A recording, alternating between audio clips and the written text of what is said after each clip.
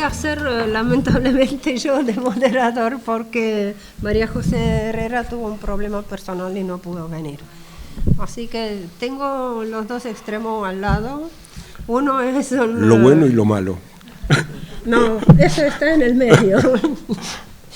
El doctor Burucua, como todos lo conocen, uno de la gloria de la cultura argentina, recién miembro de la Academia de Historia, y el dramaturgo y periodista Mario Diamen.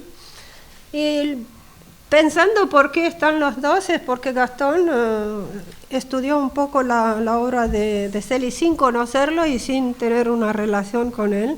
Eso era la parte más difícil por ahí, y el texto que ha escrito llega exactamente a la esencia de él. Tal fue que yo se lo mostré al hermano y el hermano de Celis dijo: ¿cómo se puede llegar a esta conclusión sin conocerlo? Bueno, Gastón fue capaz de hacer eso y un poco más, porque en las discusiones que tuvimos en algún momento me dice: bueno, yo lo veo como Marechal. Me dice en un momento, le dije: bueno, podría ser, usted lo dirá. Y ulteriormente hemos descubierto un cuadro que había pintado Celis en homenaje a Marechal, es decir, como que se acertó en todo.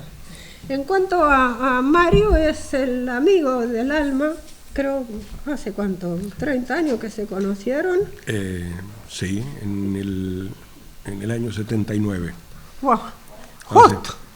Es el año de... Yo era muy chico entonces. Y bueno, creo que pensando entre los dos y con Celis en el medio, creo que todos los tres tienen un rasgo en común, que siempre han tenido el coraje de decir lo que piensan y de defenderlo. Y si no era políticamente correcto, muchos no se molestaron tampoco. Y creo que es un rasgo tanto de Gastón como de Mario. Bueno, al doctor Burucua le preguntaría cómo logró llegar a entender lo que es alma del artista, así de cerca y de acertado. Sí, lo puedo explicar. En realidad puede llegar a ser bastante prosaico, porque es por la aplicación de un método muy antiguo y muy respetable, que aunque no se haga explícito, todavía se usa con muchísimo éxito, sobre todo en las exposiciones que se organizan alrededor de un artista. Y es lo que podríamos llamar el método de Vasari, de Giorgio Vasari. Es un método que es el resultado de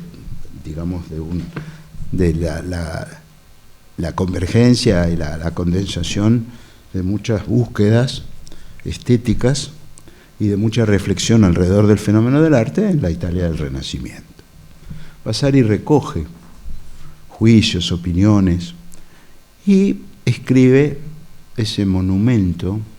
Vasari era un artista también, pero era un artista realmente de segunda línea, si se quiere, aun cuando recibió muchos encargos del Gran Duque de Toscana y decoró el Palazzo Vecchio, y hoy se pueden ver.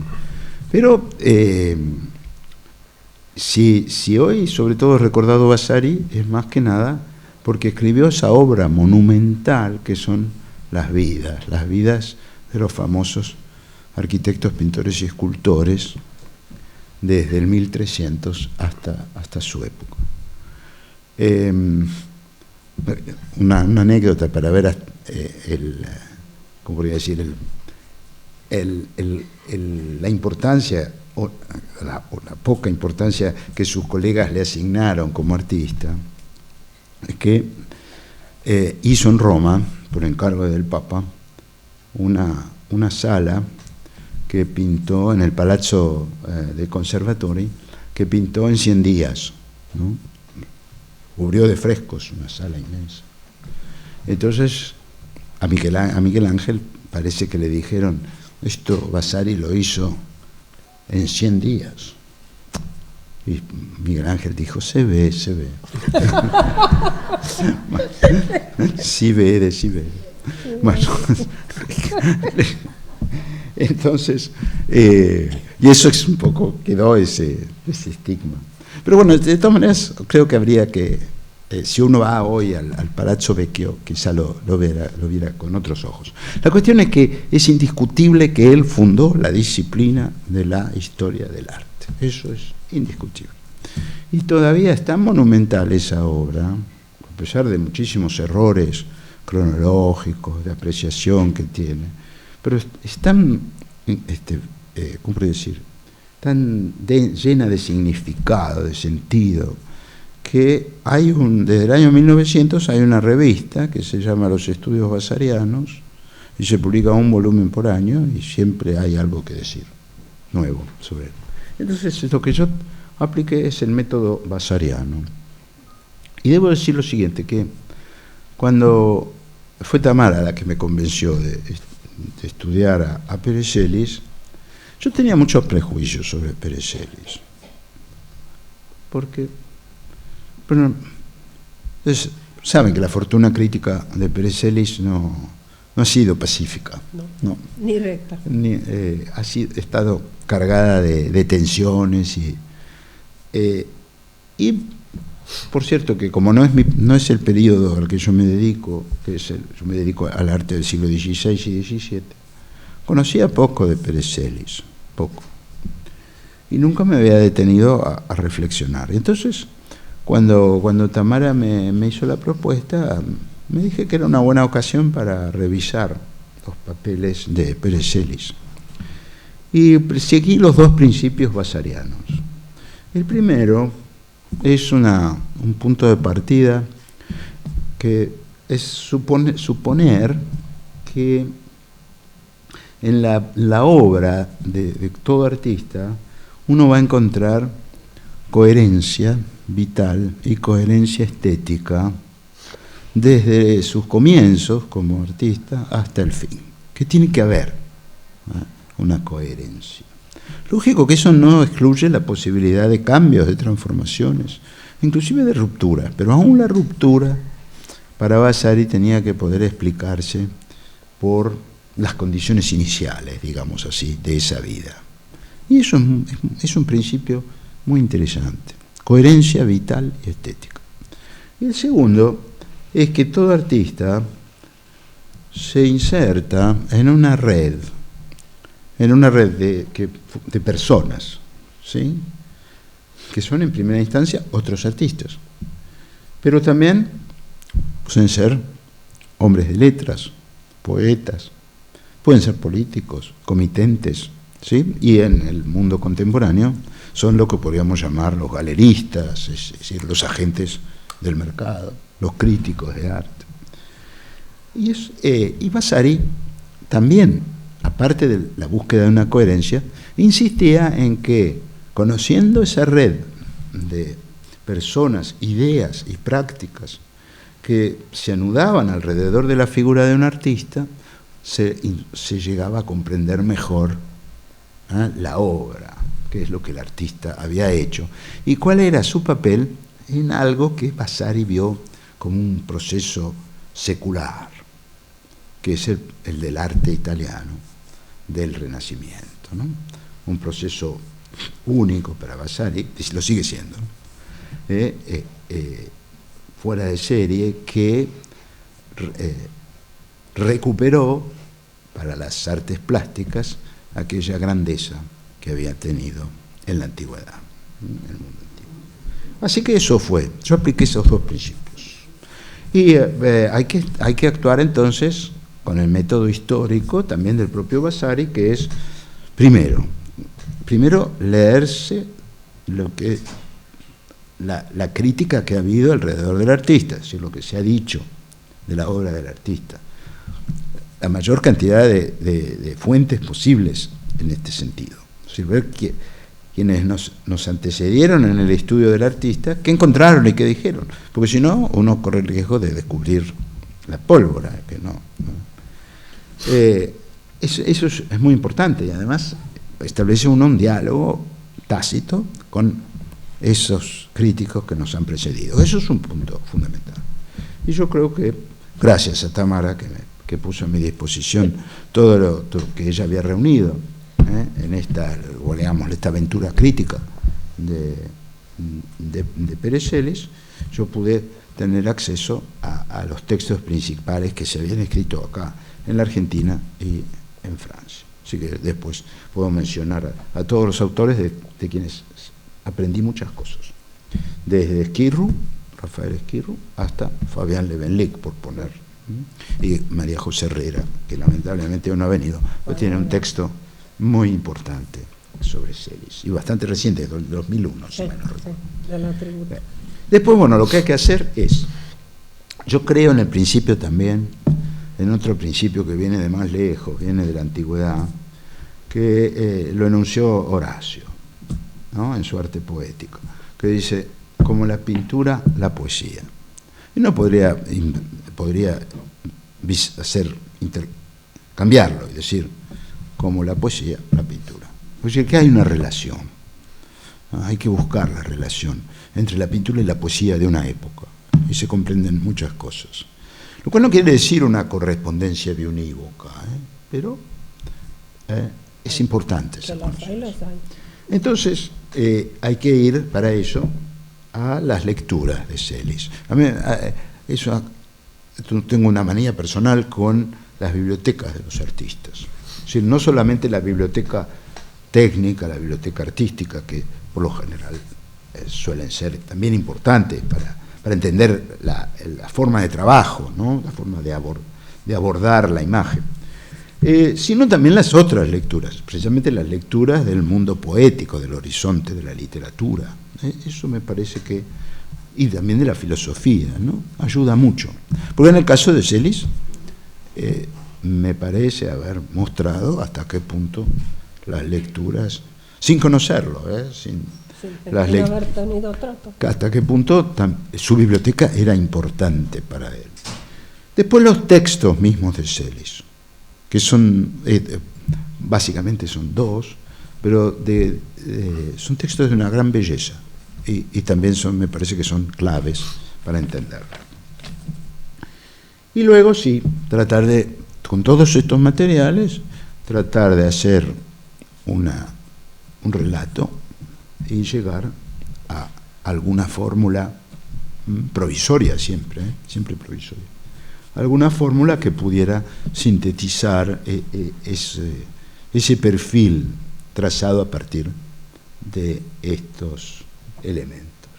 Y por supuesto, el testimonio de Tamara era fundamental, así como el de otras personas que lo conocieron y que yo consulté, no todas, pero que también consulté. Ahora te voy a complementar lo que falta. Claro, exactamente.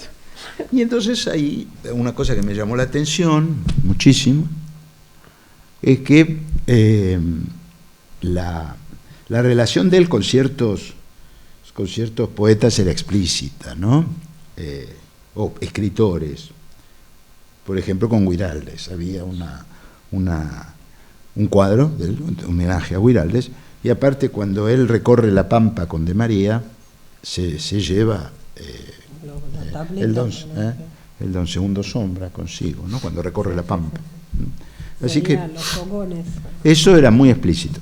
Pero una cosa que no era para nada explícita, y que sospeché desde un principio, porque eso también es importante, no tener una hipótesis, aunque pueda parecer en principio algo audaz, o no voy a decir disparatada, porque eso no, pero sí algo audaz, y es que ahí había cierta resonancia en lo que yo veía, empezaba a vislumbrar a partir de la reconstrucción de Pérez Celis como artista y como pensador. Detrás de todo artista hay un pensamiento.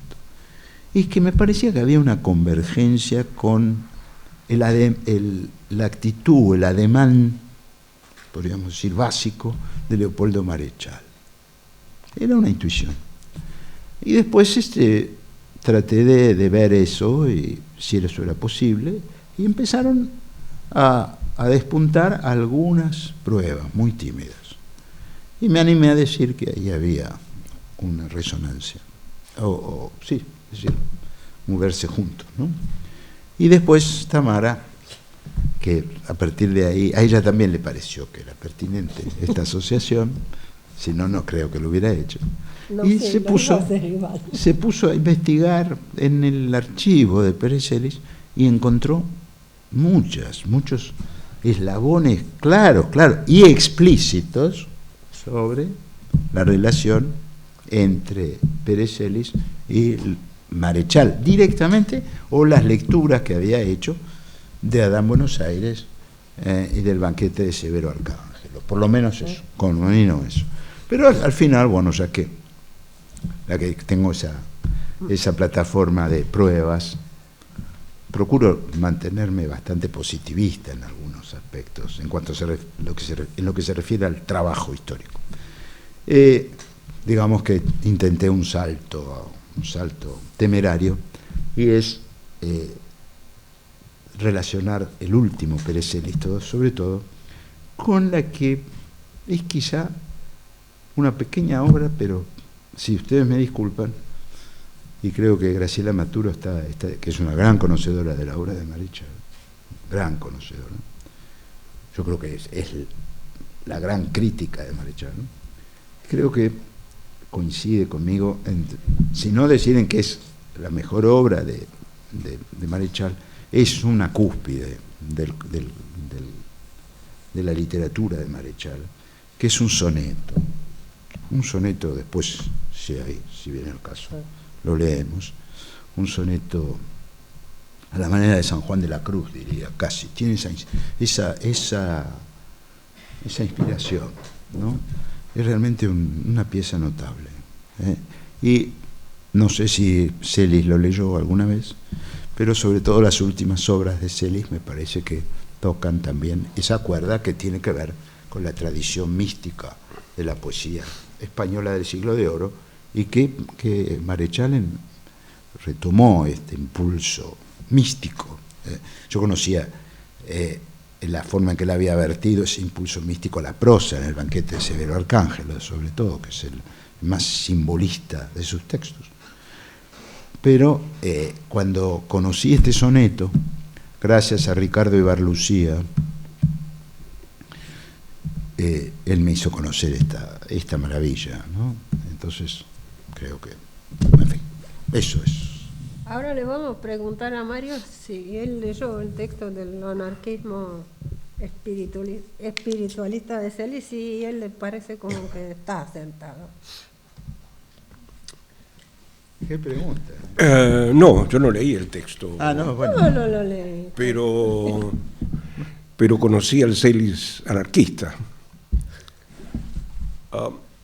Es interesante esto de hablar del concepto de la amistad que uno siente por alguien, porque ¿qué puede uno decir sobre la amistad? Uno es amigo porque alguien es generoso, porque es entretenido, porque tiene una cantidad de cualidades que uno puede aplicar a muchísima gente, y sin embargo eso no es lo que define el sentido de la amistad con una persona.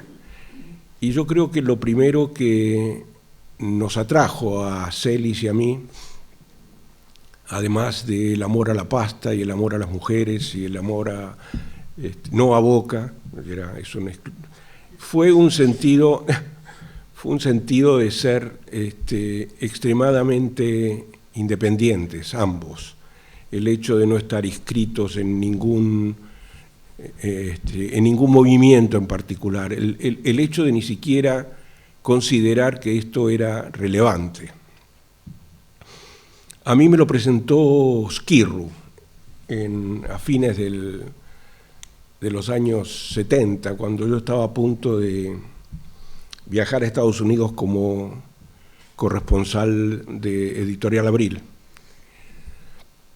Y me llevó inmediatamente a su estudio y me mostró todo lo que tenía, y me habló largamente sobre su obra, y me contó que tenía de alguna manera planeado viajar a Estados Unidos. como a todo el mundo le sucedía cuando lo conocía a Pérez Celis, me cayó bárbaro. Me parecía un tipo simpático, auténtico, fascinado por la prensa. Y su obra, que yo de alguna manera conocía un poco de antes, pero me parecía siempre muy interesante. Lo volví a ver en el 84, cuando Celis se mudó por primera vez a Estados Unidos y se fue a vivir a Connecticut. Fuimos a verlo con mi mujer y un músico, Jorge López Ruiz, y mi hija recién nacida. En un pleno invierno, estaba todo nevado, y vivía en una casa de chocolate, realmente el techo a dos aguas, era un lugar absolutamente idílico, donde Celis se aburría profundamente. Y yo uno no podía menos que envidiar ese lugar privilegiado. Bueno, siempre ha tenido el arte de vivir en lugares privilegiados. En París vivía frente al Sena y al Louvre, y en New York vivía en el corazón del Village, y así sucesivamente. Y este amigo Jorge López Ruiz, que había escuchado mucho de Celis, cuando llegó a la casa y vio los cuadros, me dice: ¿esto es lo que pinta Pérez Celis? Digo, sí. Yo creí que pintaba gauchitos. Lo que da la pauta es curioso, ¿no? Pero existía una percepción sobre Celis que era donde había gente que sabía quién era, pero no sabía que pintaba. Había muchísima gente. Todavía lo hay. Todavía lo hay.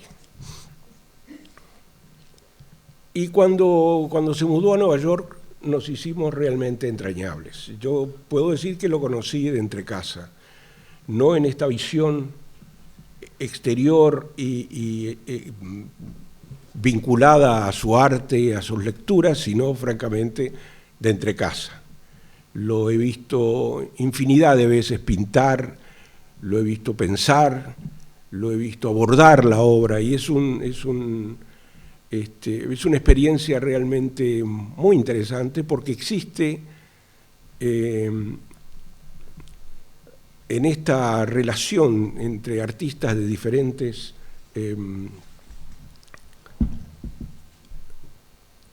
no diría escuelas, sino de diferentes expresiones, como es un autor dramático, un pintor. Existe una aproximación al arte que es muy similar.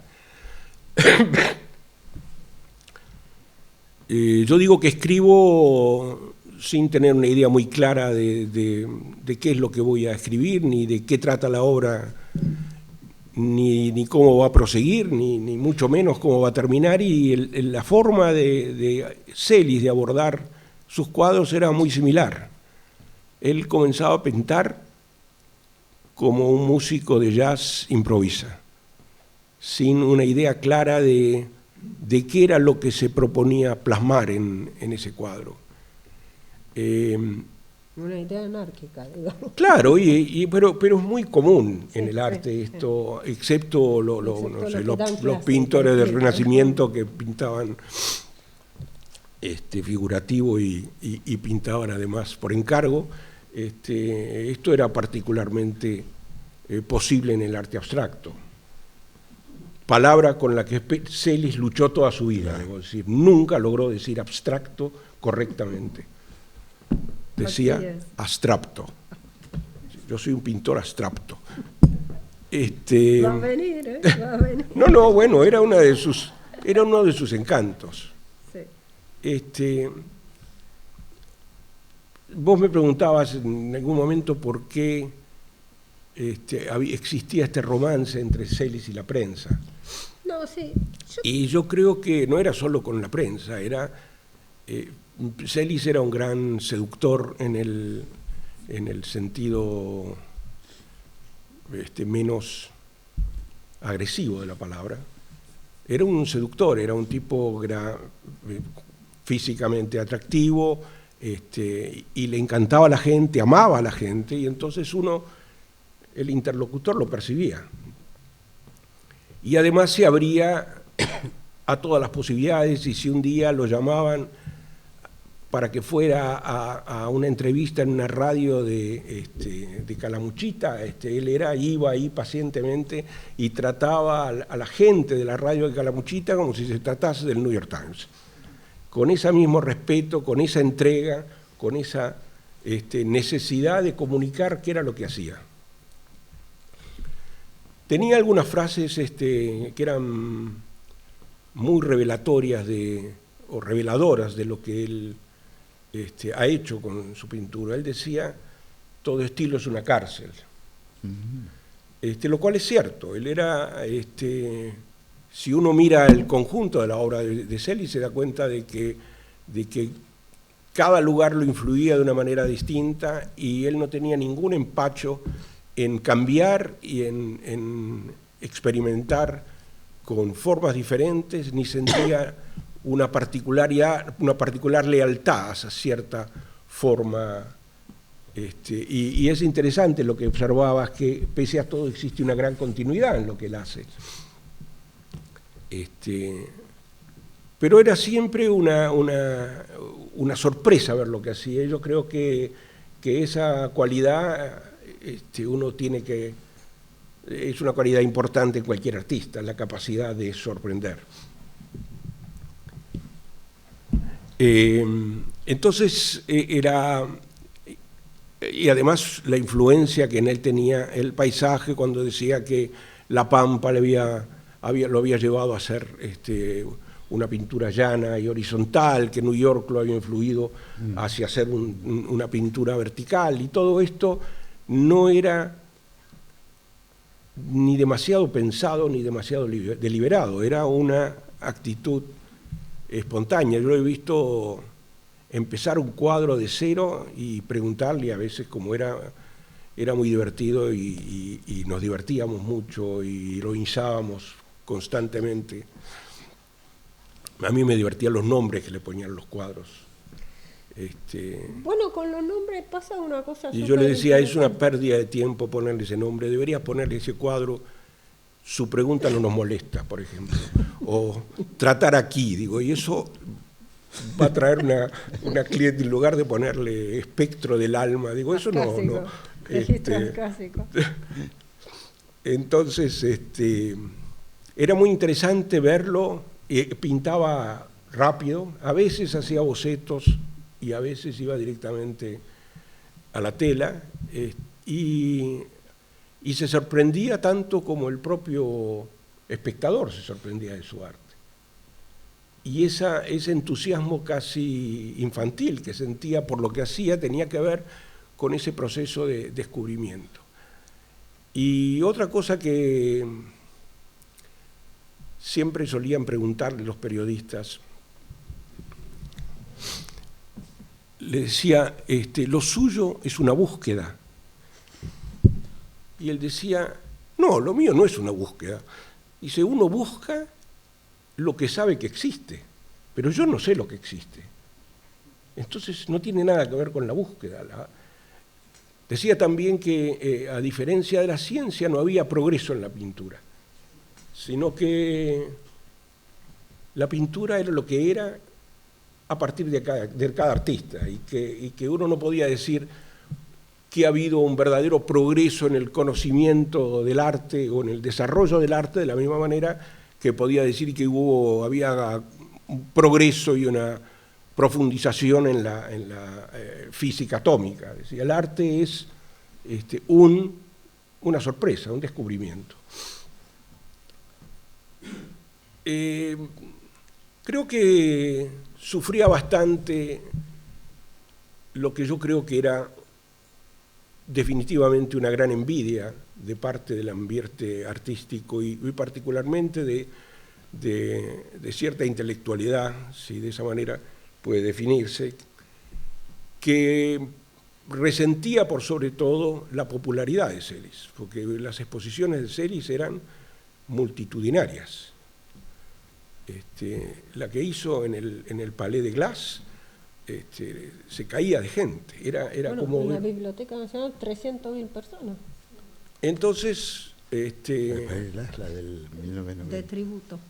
a los 2001, artistas 2001. que no disfrutaban de ese tipo de popularidad les parecía que el propósito de Celis era la popularidad. Y yo doy fe de que cuando pintaba no le interesaba otra cosa que su pintura. No le interesaba ni el destino del cuadro, ni la reacción que produciría. Era fundamentalmente el artista frente a su arte, y como todo artista tenía sus grandes momentos y sus imperfecciones, pero sobre esto también decía que los argentinos estamos siempre peleando por la perfección, y como somos incapaces de llegar a la perfección, no hacemos nada. En cambio, él aceptaba que sus cosas fueran esencialmente imperfectas, pero tenía una producción fenomenal. Sí, de hecho, hace menos de un mes salió un artículo sobre los dibujos de Verni y sobre lo que se considera una producción de un artista bueno, una cantidad de 600 cuadros. Bueno, le puedo contar que pintaba de a 100 por año. Pasó de una vez de curiosidad, estuve uno por uno con 1985 justo, en cual hace 5 exposiciones internacionales en París, en Colombia, en Buenos Aires, en Nueva York, y pintó 115 cuadros. Estimo, pues no tenemos hemos inventariado una gran cantidad y estamos cerquita de 4.000 cuadros, pero si volvemos, porque los primeros años no quedaron registros y tenemos 15 cuadros, si pintaba a los 60, 100, seguro que a los 20 y pico lo mismo. Otra pregunta que por ahí para Gastón es, ¿por qué la crítica ha sido tan dispareja acá? Porque al extranjero no ha pasado eso. De hecho, pueden ver los textos de Jean Cassou, que es fundador prácticamente del Museo de Arte Contemporáneo, el venezolano Romero Castro, creo. Yo no te podría contestar, Tamara, porque no conozco no he hecho historia de la crítica argentina del siglo XX, pero sí puedo decirte algo respecto de la idea que tenemos la actitud que solemos tener los historiadores del arte, y que ha provocado muchas veces la repulsa de la crítica. Y quizá la repulsa de la crítica tenga que ver con que en este debate, que ahora lo voy a resumir, la pintura de Celis es como una especie de bisagra. Y el debate es el siguiente. Lo digo porque cotidianamente tengo discusiones de esta naturaleza, ¿no?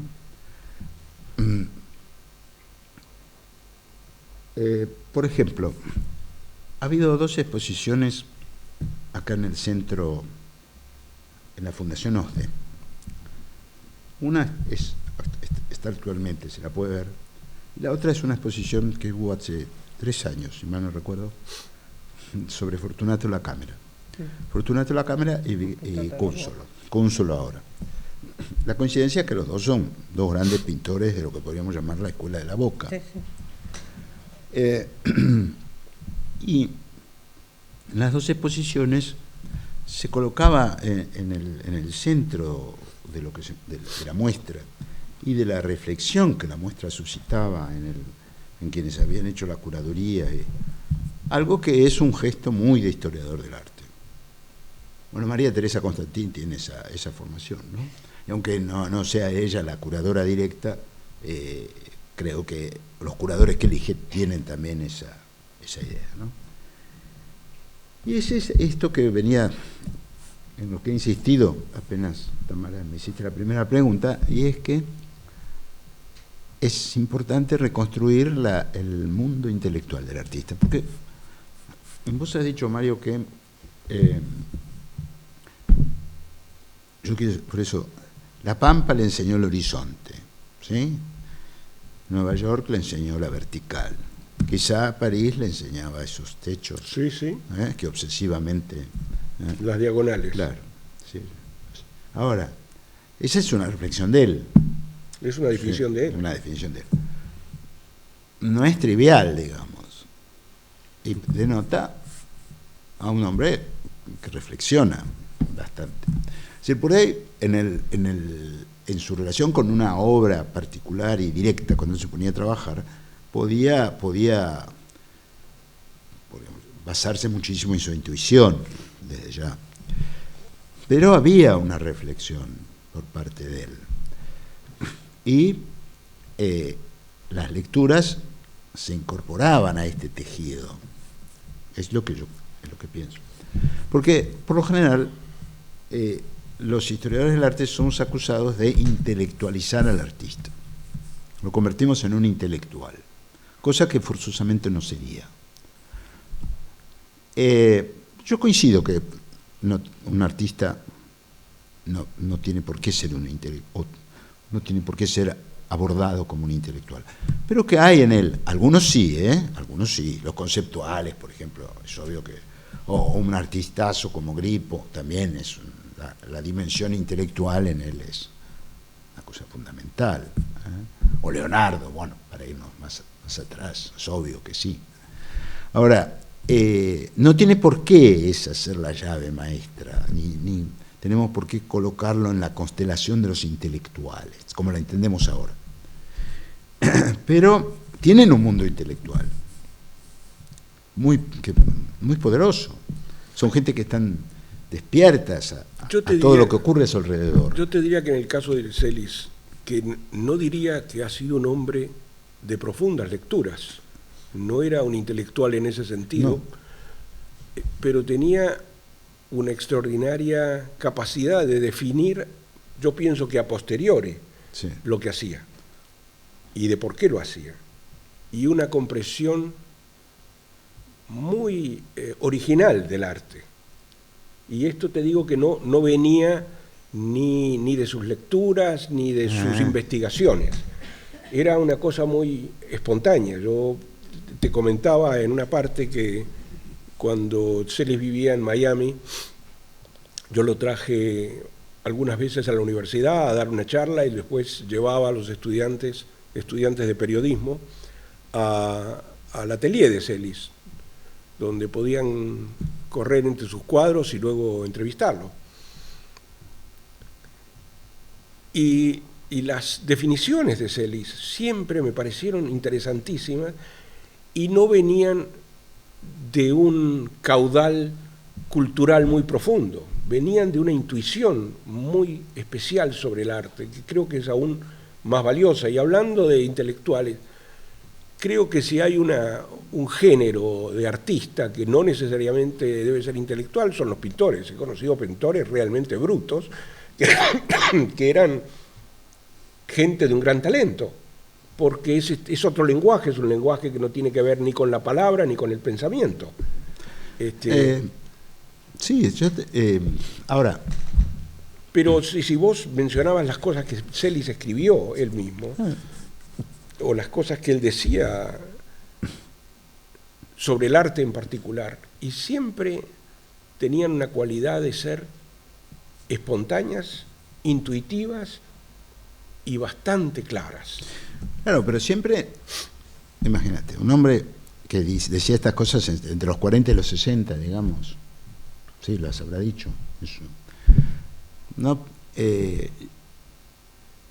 Es imposible que no haya ahí una interferencia de textos. Es imposible. No, sí. ha leído. No puede ser eso. Bastante. En una cultura libresca del Sin texto ninguna impreso. duda había texto, pero yo creo que cuando uno habla o piensa en un intelectual... No, pero es precisamente por eso digo que piensa en Borges, ¿no? Que hablar de los textos en un artista plástico no significa intelectualizarlo, porque esa es la batalla que están. Por ejemplo, yo tuve discusiones con personas, buenos críticos, a partir de estas dos exposiciones, la de la Cámara y Cúnsulo, diciendo que el hecho de haber colocado a lo que podríamos llamar estos cuadros, en los que el libro asumía un papel central en la resolución formal de los cuadros, era una tergiversación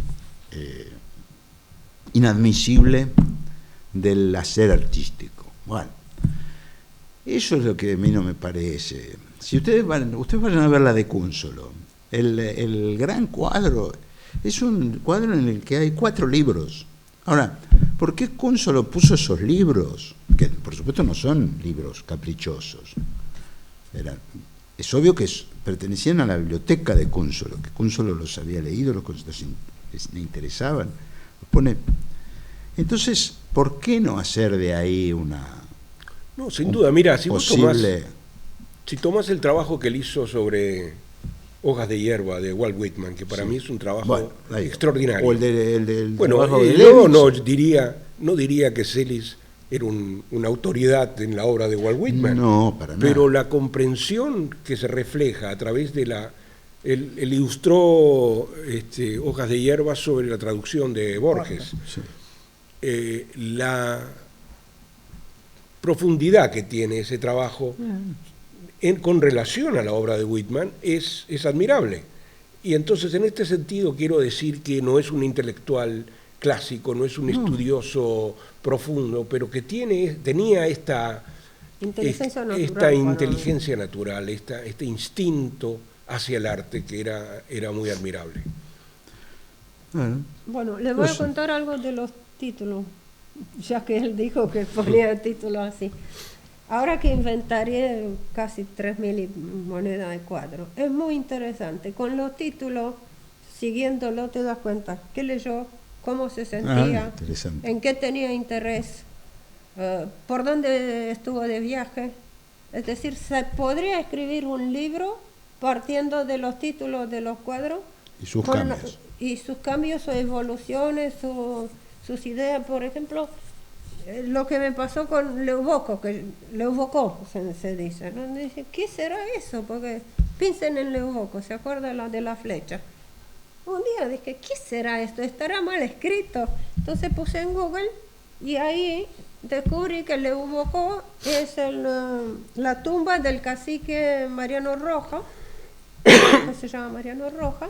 Y los cuadros que los vimos con Gastón reflejan porque tiene como una pequeña pirámide, así a tipo flecha, y los cuadros son el reflejo fiel, pensado por Celis, de lo que él había visto, de la tumba del cacique. Después tiene otro que se llama la teoría de Plato. Y dije, ¿y esto otra vez escrito mal? Busque. No, había leído sobre el principio de los diseños, de los dibujos animados, que eran unos redonditos, así que se daban vuelta rápido, y esos eran los platos, y ese famoso plato que uno está acá, el cuadro, que es un agujero y se ve, si lo entendés, lo ves, el espacio redondo, es decir, siempre reflejaba lo que él escribía. Lo mismo, le encantaba la poesía. En el cuaderno que puse de París hay una poesía de Charles Baudelaire que dice, París, vos me das tu barro y yo voy a hacer el oro. No la iba a copiar ahí si no hubiese tenido interés sobre la poesía. Una de las cosas más interesantes que me contó Celis sobre su arte, y especialmente sobre el periodo geométrico, él decía que los pintores argentinos se habían puesto en contacto con el arte geométrico a través de reproducciones. y las reproducciones daban una imagen muy, muy perfeccionista del arte geométrico. Entonces toda una generación de artistas geométricos se empeñó en crear un arte geométrico que tuviera esa naturaleza perfeccionista. Y dice, bueno, y cuando viajé por primera vez a Europa y empecé a ver los originales, me di cuenta de que no eran perfectos, que al contrario, que había grandes imperfecciones.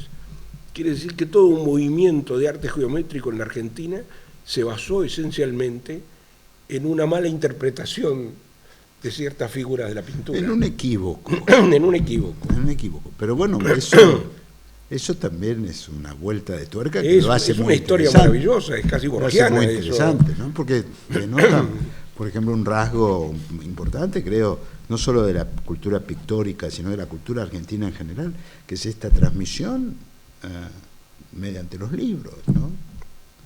Que nosotros nos alimentamos de la cultura europea, de la cultura ajena, de las culturas ajenas, básicamente. Pero digo, lo gracioso de esto era que en definitiva era un alimento mal digerido, ¿no? Bueno, sí, y que dio lugar a una escuela muy interesante de arte geométrico. Los concretos, que ese perfeccionismo de Maldonado, por ejemplo, bueno, pero no deja de tener. Tenía razón Celis, pero yo no creo que eso disminuya, ¿cómo podríamos decir? Disminuya hasta cierto punto la autenticidad. No, todo lo contrario. No. Creo que el malentendido genera una escuela que tiene su propia originalidad. Sí, es un malentendido, sí, pero es muy interesante eso que acabas de decir. Yo no sabía eso yo tampoco, pero él era una caja de sorpresas. Sí, es muy interesante eso que decís. Y además es real. Cuando uno ve, bueno, lo he podido ver ahora con el Malevich, que hay acá, maravillosos en Proa, ¿hasta qué punto es cierto eso que decís? Es Malevich, En Malevich, sí, claro que sí. Que uno ve la pincelada, ¿no? La textura, el material, cosa que obviamente en los libros desaparece ya. ¿Sí? Era, además, Celis, que no hablaba ningún idioma, ni siquiera creo que hablaba español demasiado, tenía la más extraordinaria capacidad de comunicarse con la gente que yo he visto. Hablaba con cualquiera en cualquier idioma. No hablaba francés, ¿no? Sí, hablaba. Bueno, hablaba sí. Bastante, se entendía. Pero lo que dice Mario es tal cual. No, Él hablaba francés, pero nadie se daba cuenta. No sea malo. Bueno, pero la anécdota más fascinante es que en el aeropuerto de Roma se encuentra con dos japoneses que tenían camisetas de Boca. Y él tenía unos póster con él justo con los murales de Boca. Le doy palabra de honor, estuvieron entreteniéndose 15 minutos cada uno en su idioma y charlaban, si los veía, yo lo miraba, no sé qué decía cada uno al otro, eran dos japoneses y él, porque cada uno hablaba en el idioma suyo. Sí. Y estaban entretenidos y hablaban y se daban vueltas, vio cómo se hacen los orientales, se separaron en una amistad absoluta, sin entender una. Mira, un día Celis estaba en Creta y veo un aviso que dice que hay barcos que viajan a Haifa, a Israel, y decide hacer el viaje. Y me llama por teléfono y me dice, no me vas a creer, dice, estoy en Haifa, en Israel, no entiendo nada, pero llego al hotel, a un hotel que me llevó un taxista. Bueno, claro, yo no entendía ni una palabra, era de noche, ¿y qué me encuentro? El conserje es argentino, pero no solo es argentino, es hincha de Boca y peronista. Estas cosas le sucedían. No, bueno, le sucedía. Según él, en Japón todo el mundo habla castellano, porque estaba invitado ahí, salió, Iris dormía y él era muy inquieto y quiso ir a la galería. Y se subió, mira que yo viajé por todo el mundo y me he perdido en Tokio.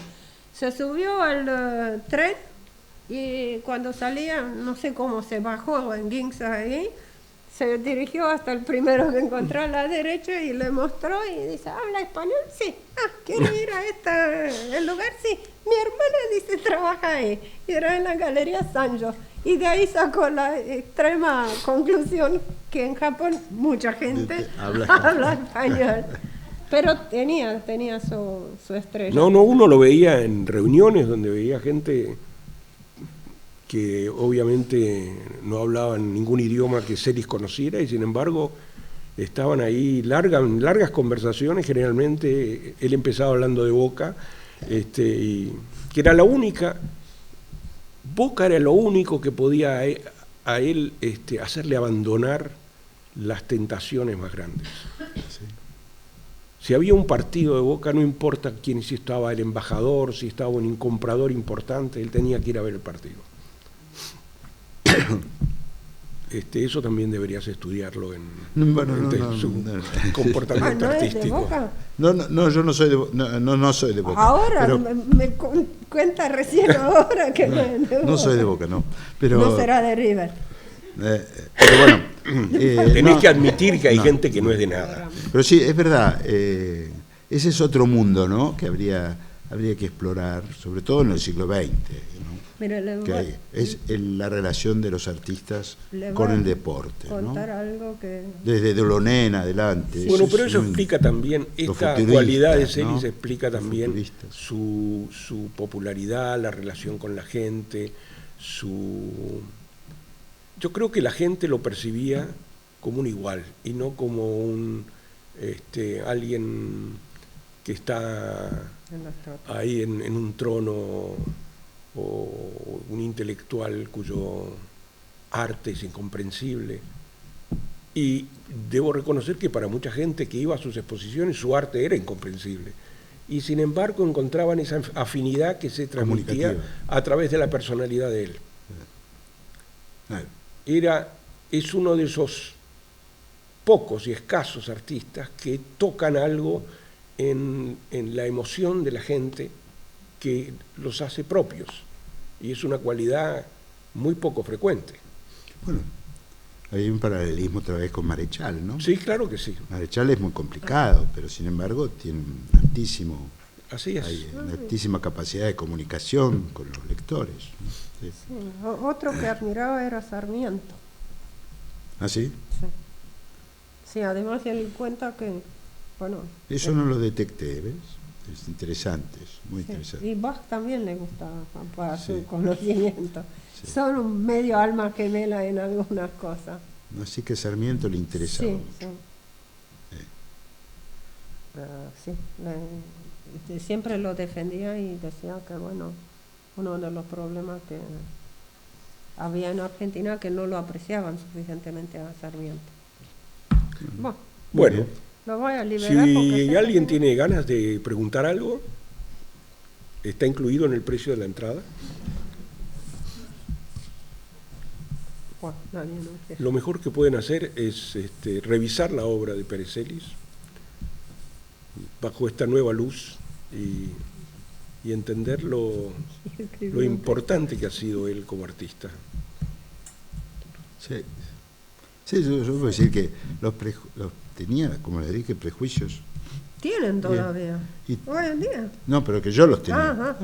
Los tenía y gracias al estudio que hice, no creo que se hayan derrumbado todos, porque eso es imposible, pero creo que lo entiendo mucho mejor ahora a Pérez Celis y siento por él una gran... no voy a decir afinidad, porque no es así, pero sí interés y respeto por lo que él ha hecho, que no lo tenía antes. Así que muchas gracias, Tamara, por eso. Pues, uno se enriquece de esa manera, ¿no? Pero voy a leer el poema de Marechal. Bueno, sí, porque es un poema muy bello. Se llama Del amor navegante. Y dice así: porque no está el amado en el amante, ni el amante reposa en el amado. Tiende amor su velamen castigado y afronta el ceño de la mar tonante. Llora el amor en su navío errante y a la tormenta libra su cuidado, porque son dos, amante desterrado y amado con perfil de navegante. Si fuesen uno, amor, no existiría ni llanto, ni bajel, ni lejanía, sino la beatitud de la Azucena. Oh amor sin reino, en la unidad gozosa. Oh círculo apretado de la rosa, con el número 2 nace la pena. Es muy bello. Hermosísimo. De verdad que... Bueno, muy agradecido a los dos por favor. Su tiempo y la gente. Muy agradecido a la paciencia de la audiencia. Muchas gracias.